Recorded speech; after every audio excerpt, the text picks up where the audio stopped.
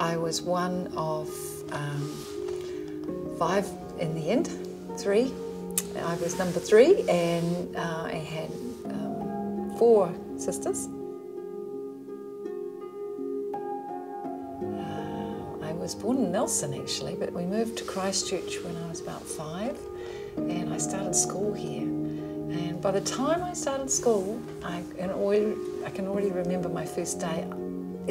Things were not going well with learning. I realised something was wrong and I couldn't get it and the other kids could. And I didn't want to go to school after that. So I think it was pretty hard for my mum. I'm Kirsteen Britten and I have the gift of dyslexia, which hasn't always been a gift.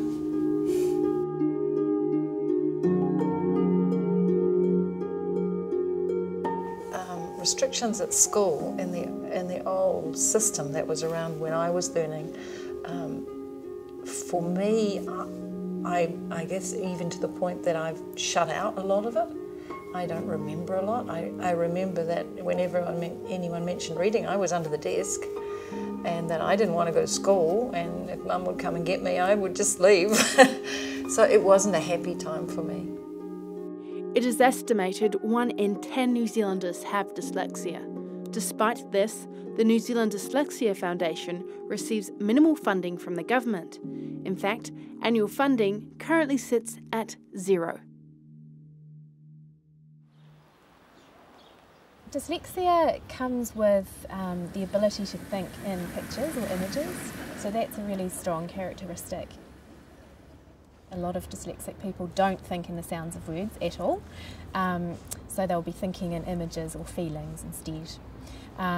So they're very big picture thinkers.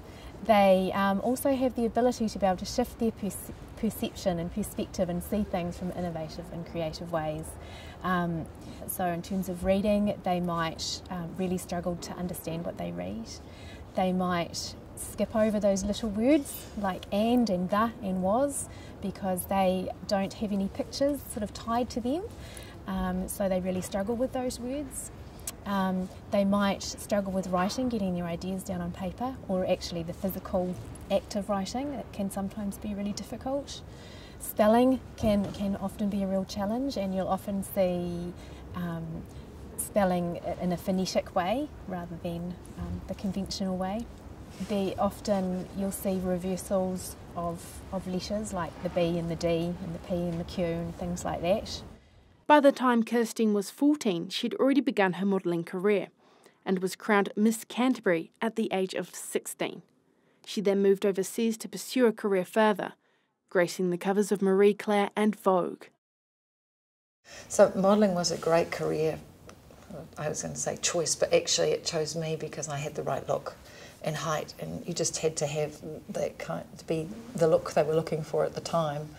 I guess I had the kind of nature that could deal with it and cope with the long hours and the travel and the loneliness, really. You know, it sounds glamorous, but actually it's long hours and hard work.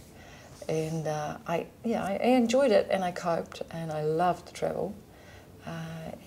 And there wasn't so much pressure on me to read and write. Back home, she'd met a man named John Britten while taking a friend to the hospital. Their bond was instant and continued to keep in contact while she was away. Well, at that stage, phoning was very, very expensive. We did spend probably the price of 2 or 3 airline tickets in a couple of years.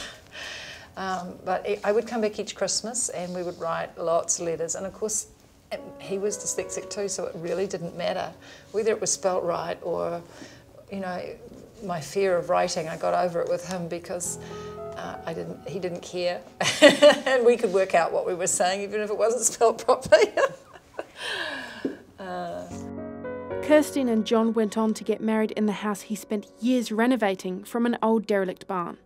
They had 3 children, and eventually he made the Britten motorcycle, which broke several world speed records. His ideas were so wonderful, and he could explain to people what he wanted to build. He could see it finished, and people got it. They wanted to help him. But John tragically passed away in 1995, and although his home is now severely earthquake damaged, his creative and innovative mark still remains. After John died, I decided I wanted to go back to school and fill my learning gaps in, and that's actually when I discovered the program that really changed my life. Well, I kind of needed to, really. I was thrown in the deep end of needing to cope with business and raise the children by myself, and I felt pretty crippled as far as anything to do with literacy was, and I'd been hiding it for a long time. So yeah, it was a huge step. Kirsteen completed the Davis Dyslexia program before deciding to open her own office to help others. I've been a facilitator now for about 10 years, and before my program I wouldn't have dreamed I could have helped anyone else. So for me, after I did my program and discovered that I had made such a huge growth and change, I could think, oh my gosh, actually I can not only help myself but perhaps help others. So what we focus on when a client or an adult, whatever age, comes in, is giving them tools for life so that they can switch off their own confusions and address any triggers, anything that's come up for them that's causing them to feel disorientated and confused. And with that ability, they can take that into all aspects of their life. Kirsteen has been working with 13-year-old Harley Hayward for 2 weeks now, and he has already noticed a massive improvement. Yeah, when I go into high school it's going to be a lot easier because they've got so many different classes and they all pretty much have reading and writing in them.